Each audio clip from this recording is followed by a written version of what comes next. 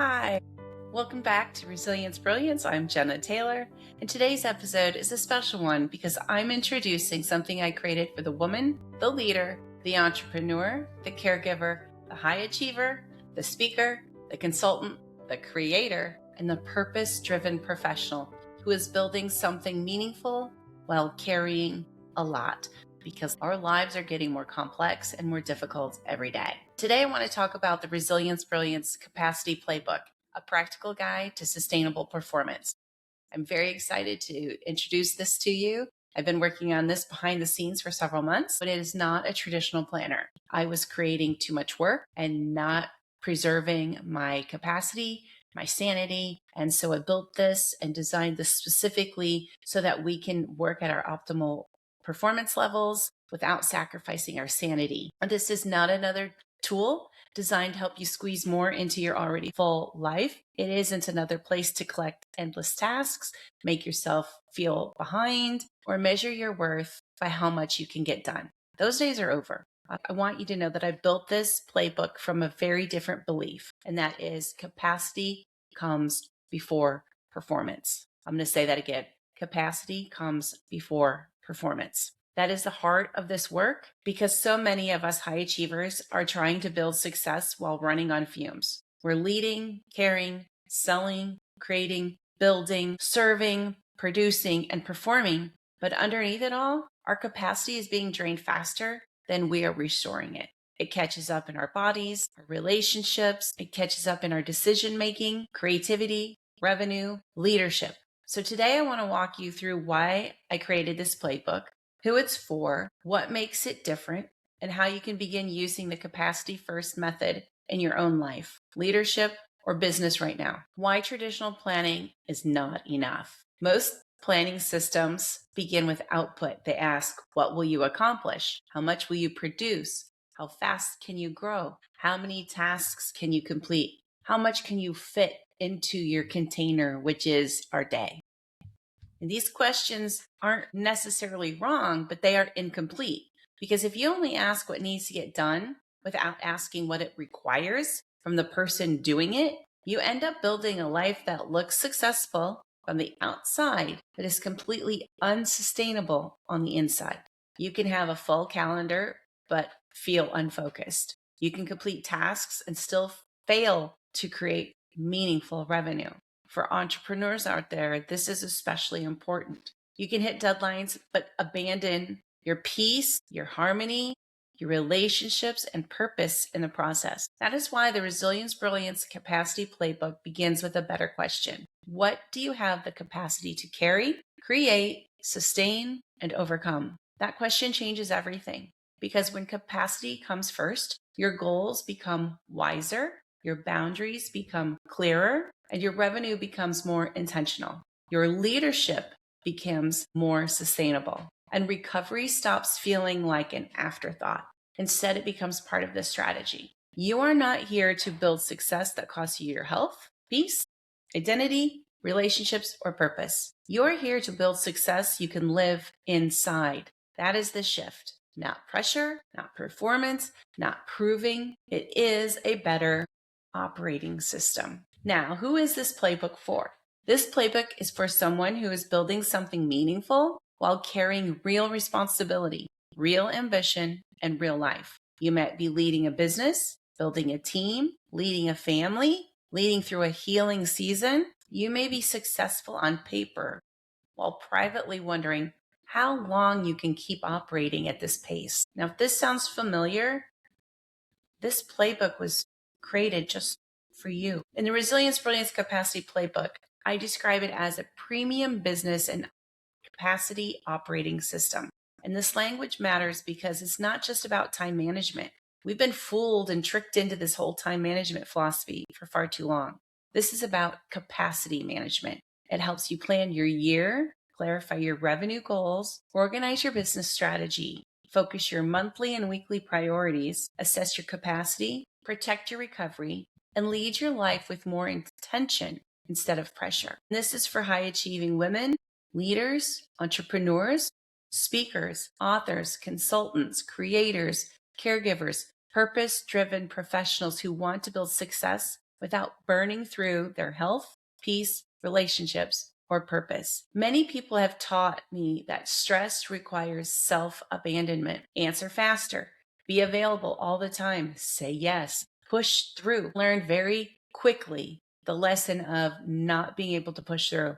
With a brain injury, that's the last thing you can do. And pushing ourselves harder is making our lives more difficult. This playbook alleviates that problem. And like I said, you can't push through it, but we're taught that you can. I've proven I can handle it, right? We post more, we sell more, we serve more, we give more, we carry more.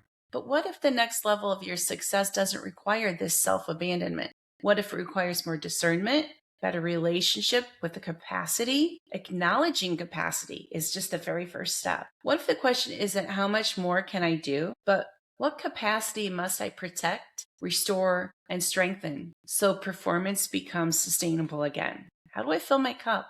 Instead of draining the cup, the philosophy is backwards. We need to fill the cup so we can take from the cup. And this is the question the playbook helps you answer. Let me introduce you to the capacity first method. The method has 5 steps: assess, identify, protect, rebuild, and align. Let's walk through each one of these. The first step is assess. First, you assess your current capacity, not just your schedule, not your productivity, but your capacity, your physical, mental, emotional, spiritual, relational, professional, and financial capacity. We need to take a look at the whole picture, because if you're trying to make decisions, lead people, sell offers, create content, serve clients, care for family, and build a business while your capacity is deeply strained, you need to know that. So don't judge yourself. You need to be able to lead wisely. And this playbook includes capacity prompts that ask you to rate different areas from 1 to 10 to help you identify those areas that are draining you or strengthening you. The scoring system matters because a lot of people don't realize they are planning a 10 capacity life with a 3 capacity body. Identify. Step 2. You name what is draining your capacity. It might be overcommitment, unclear boundaries, emotional labor, poor systems, underpricing, unsupported caregiving, too many offers, too many meetings. A lot of people think burnout comes from one big thing, and sometimes it does, but most often burnout comes from hundreds of small capacity leaks that were never named, questioned, or closed. They're super subtle. The third step is to protect. This is where you protect boundaries, your recovery rhythms, decision filters, and support structures. Capacity protection is not being selfish, it's leadership. If you are the source of your own leadership or your work, your creativity, revenue, your caregiving, and your service, then protecting your capacity isn't optional. It is part of your required operating system. The playbook asks what needs to be protected so you can keep building without burning out. That may be sleep, recovery time, your calendar, pricing, family time, spiritual grounding. What about decision-making pace? It may be the courage to say, I do not carry this in the same way anymore. The fourth step is rebuilding.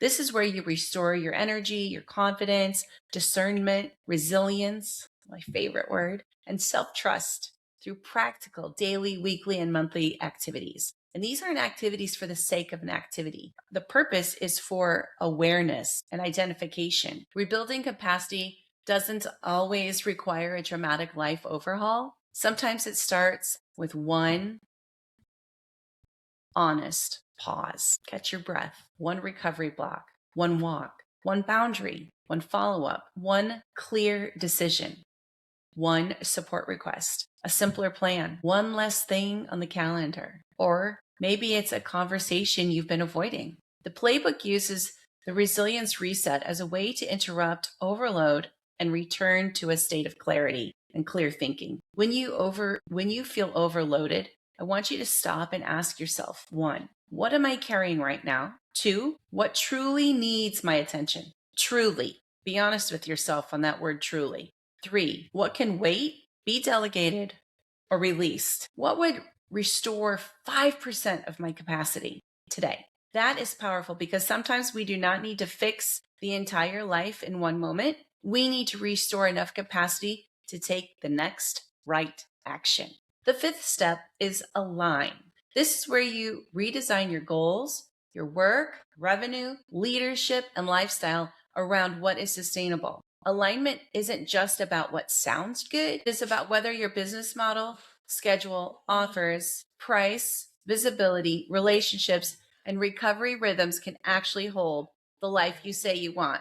The playbook asks questions like, does this revenue goal match my current capacity, support, pricing, and delivery model? Which revenue streams create the most with the least capacity drain? Which offer has the best combination of revenue, impact, ease, and repeatability? What business model am I no longer willing to maintain? Those are the CEO questions. And that is why I say this is not a planner. It is a leadership tool. The annual vision and identity shift. One of the very first major sections of the playbook focuses on annual vision and identity. The reason is simple. Before you build out a year, you need to define the plan and the people who will lead it. You are not simply setting goals. You're choosing the kind of life, leadership, and business you are willing to build. The playbook asks you to complete prompts around your health, peace, business, revenue, relationships, leadership, home life, purpose, joy, creativity, rest, and spiritual life. It will ask you, this year, I am building a life and business that feels like what? It also asks one of my favorite questions. What version of success am I no longer willing to pursue? Because not every version of success deserves your energy. Some versions of success require too much depletion, too much pretending. Some reward performance while punishing your peace. So the playbook invites you to define success differently. Success without self-abandonment means something. It means your calendar reflects your values. It means your body is not always the last thing to be considered. It means your relationships are not constantly paying the price for your ambition. It means your money supports your capacity instead of demanding constant depletion. It means you no longer confuse exhaustion with importance. And for many high achievers, that requires an identity shift. The playbook asks, who am I becoming? What version of me am I lovingly releasing? What am I no longer available for? This section includes examples like, I am no longer available for overcommitting to prove my value. I am no longer available for undercharging to be chosen. I am no longer available for saying yes when my body has already said no. I am no longer available for confusing urgency with importance. I am no longer available for performing wellness while privately falling apart. Those are not just affirmations. They are leadership standards. Now, the business strategy with capacity built in concept is the next part of the playbook, and it moves into an annual business strategy. And I love this section because it does not separate revenue from capacity. A lot of business planning tools ask, what is your revenue goal? What are your offers? What is your marketing plan? What is your sales strategy? They're all very important questions, but the Resilience Brilliance Capacity Playbook adds another layer. It asks whether the business you are building can actually hold the life you want, because a business that requires your depletion is not a successful business. It is an expensive pattern. And in this section, you will clarify the business you are building, the people you serve, the problem you solve, the transformation you create, your annual revenue goal, your revenue streams, signature offers. This is where leaders, entrepreneurs, and experts need to be honest. Because if you are building 10 revenue streams at once, but you do not have the support system, the sales system, audience, or delivery capacity to hold them, the issue may not be your ambition. It might be architecture. This playbook helps you identify your top 3 revenue streams. It asks you what you will not build yet. What do you need to stop doing? This is important because capacity is protected not only by what you say yes to, it is protected by what you delay, pause, delegate, simplify, or stop altogether. One of the strongest business questions this playbook asks is, which offer has the best combination of revenue, impact, ease and repeatability. You might not have asked yourself that question before, but that's the question I want more leaders asking. Not just what can I sell, but what can I sell and deliver in a way that supports both impact and capacity. That is sustainable performance. Revenue without self-abandonment. I also want to talk about this section on sales because I know many people listening are building businesses, offers, programs, services, books, podcasts, workshops, or corporate solutions. And sales can bring up a lot: fear, avoidance, over explaining, undercharging, discounting, chasing, trying to prove value, giving up too much unpaid labor. The playbook reframes sales this way. Think about it like this: sales is helping the right person make the right decision that serves that person well. I'm going to say that again. Sales is helping the right person make the right decision that serves that person well. That's clean, it's grounded, there's no pressure, and it doesn't require you to abandon yourself or your values. Inside the playbook, there is a sales standard example that says, "This year I will sell with clarity, confidence, discernment, respect for my capacity. I will make clear offers, follow up with integrity, and trust that the right clients do not require me to abandon myself to be chosen." That is the energy. It's not begging, shrinking, apologizing, chasing. It's not over delivering to compensate for your discomfort. Just clear offers, clean follow up, honest value, and respect for capacity. The playbook also includes money boundary language like, "I am no longer available to undercharge, chase, over-explain, or perform my worth to make a sale. I will allow my offers, pricing, and follow-up process to reflect the value of my work and the capacity required to deliver it well." If you are a leader, an entrepreneur, consultant, speaker, coach, or creator, that sentence alone can shift your business. Because every time you undercharge, underdeliver, avoid follow-up, or customize without custom pricing, you're not only affecting revenue, but you're draining your capacity. And that is why revenue planning belongs inside a capacity playbook. Next, we're going to talk about the importance of quarterly, monthly, weekly, and daily leadership rhythms. And I designed the playbook around these 4 rhythms: annual, quarter, monthly, and weekly. And it includes daily CEO pages. This matters because sustainable performance is not created by one big planning session. It is built through a rhythm. And at that annual level, you define vision, revenue, identity, and strategy. At the quarterly level, you choose objectives, capacity goals, recovery plans, visibility plans, sales focus, projects, support needs, and I love this one: stop doing lists. At the monthly level, you review your pipeline, capacity, content, revenue, visibility, recovery, and CEO decisions. Now you're thinking to yourself, I don't know, I don't like to think of myself as a CEO.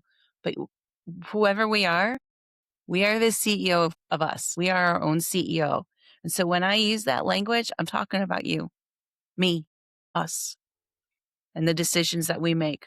And at the weekly level, here's where you're going to lead your week with your, what I call your big 3, the things that are becoming the revenue needle movers: pipeline review, capacity check, priority relationships, your recovery plan, and what I like to call the Friday CEO reflection. And this structure is so important because it helps us to stop living in that constant state of reaction.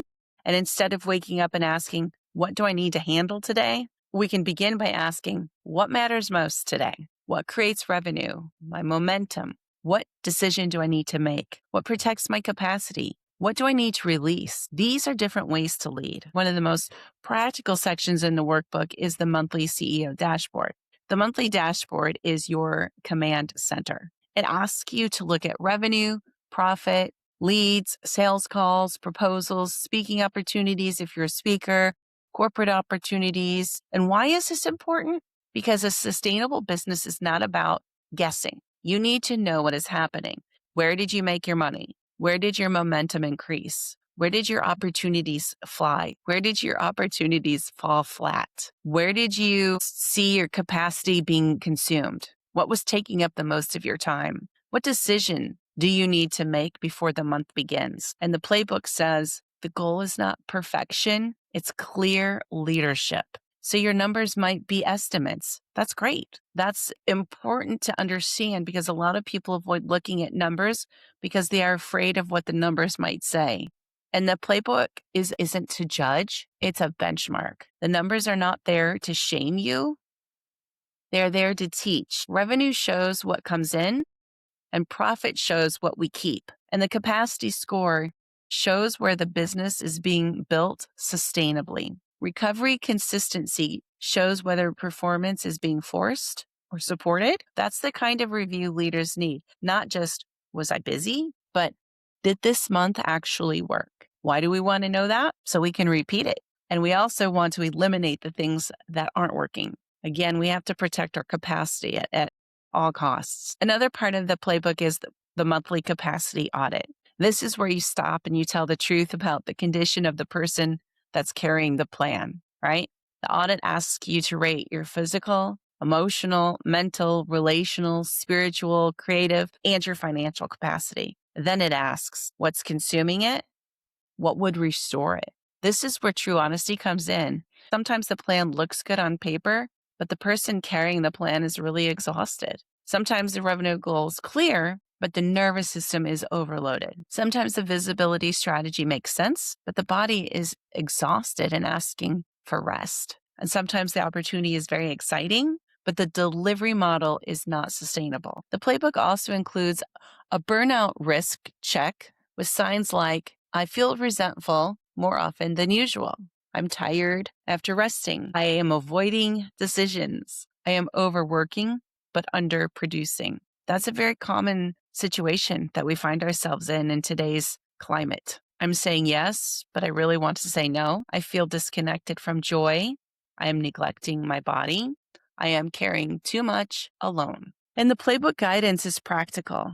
So if you check 1 to 2 signs, you need to pay attention. If you check 3 to 4 signs, your capacity is likely strained. And in that case, you want to choose a boundary, 1 recovery action, and 1 support request that week. If you check 5 or more signs, you cannot push harder. That doesn't work. You need to reduce your non-essential demands, ask for support, and consider speaking with a qualified medical, mental health, or wellness professional if stress, exhaustion, or distress feels significant. This episode playbook are educational and leadership development resources.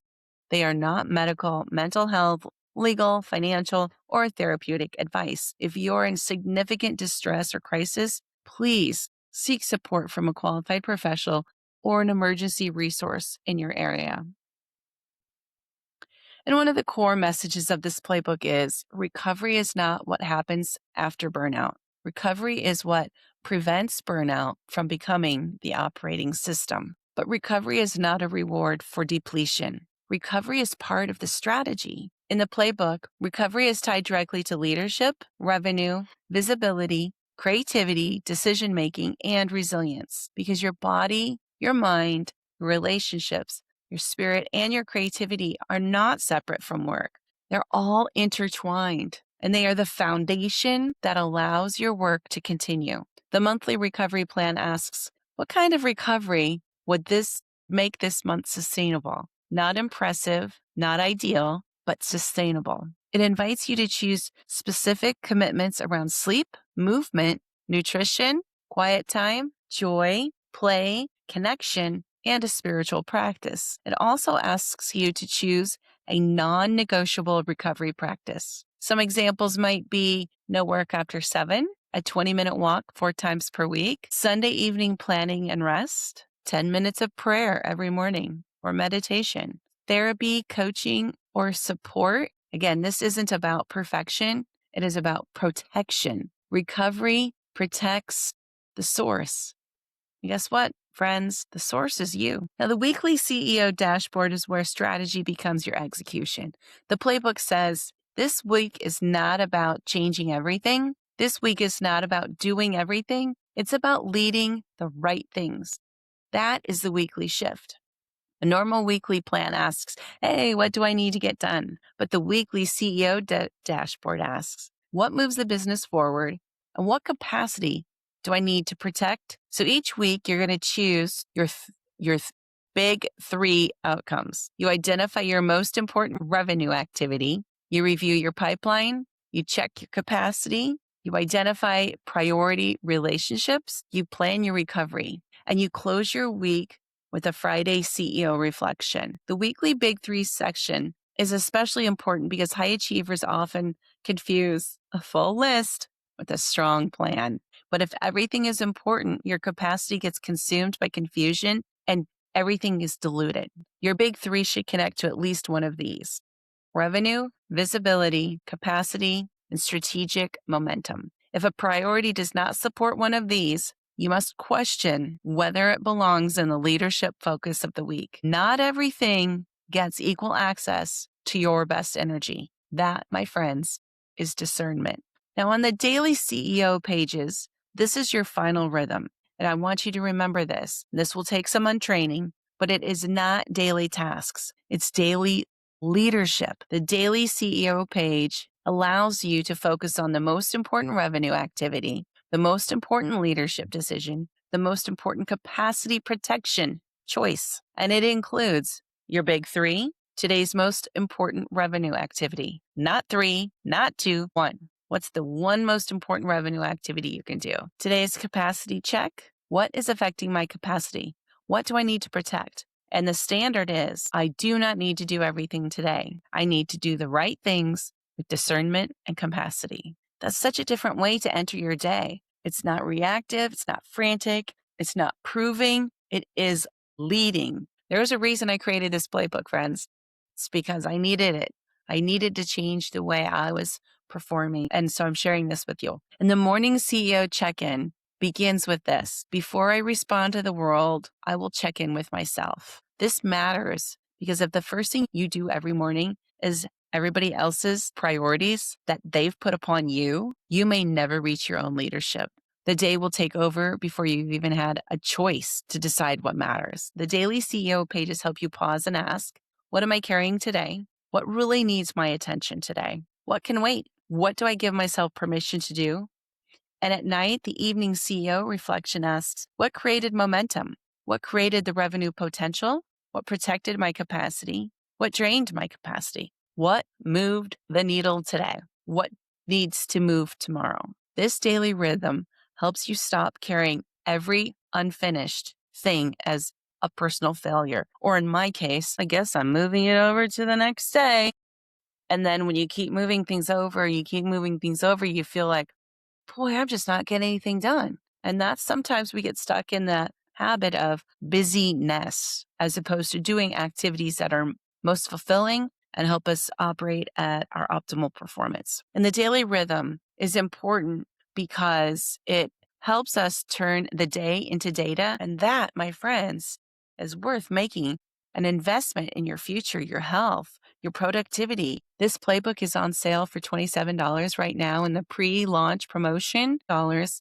It's available for 3 days at this price. Then it moves up to $47 for the first 100 buyers. And after that, it will go up to the $97 regular price. Now, why does this matter for leaders and organizations? This work is not only for personal use. It can be used in your organization. Burnout does not stay isolated inside the employee experience. It shows up in business metrics leaders already track: productivity, turnover, absenteeism, engagement, manager effectiveness, leadership readiness, change adoption, performance sustainability. The issue isn't just a lack of motivation. Like I've said before, it's a capacity issue. When employees, managers, and leaders operate in a constant state of exhaustion, performance suffers regardless of our skill, our training, or our intention. This is why capacity before performance is such an important leadership lens. If your organization wants sustainable performance, you cannot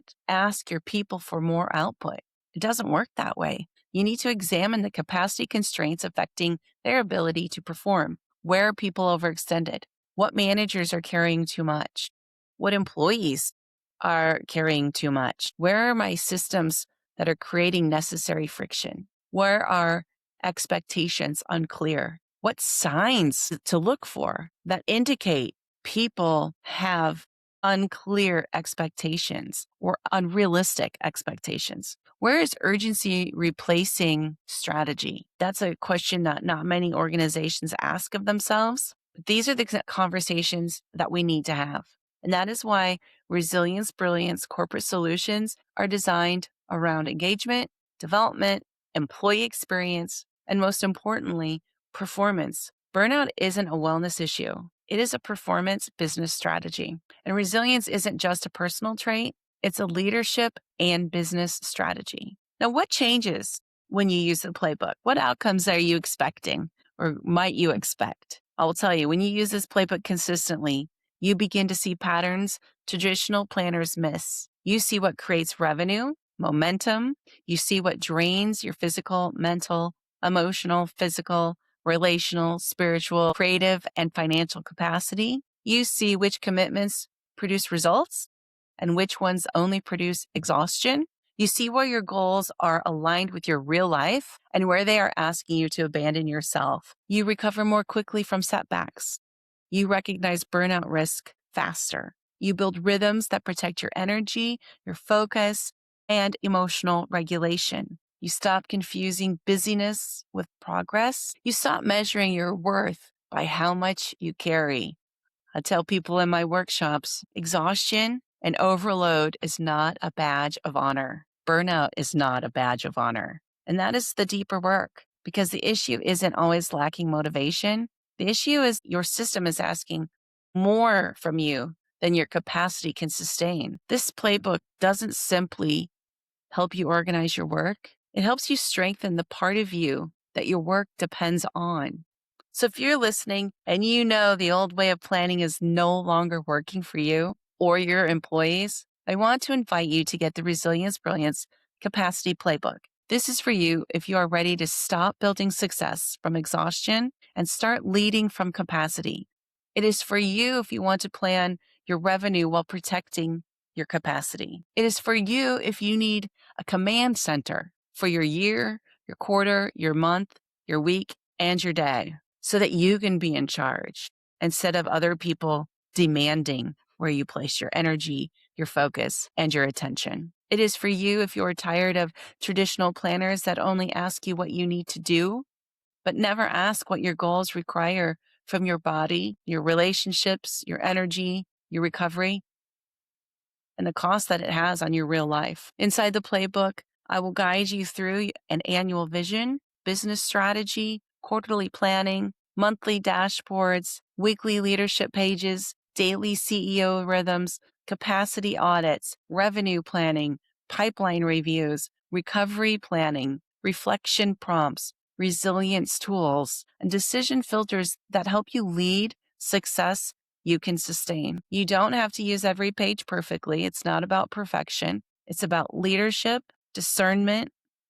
That's being honest with yourself, friends, capacity, and sustainable performance.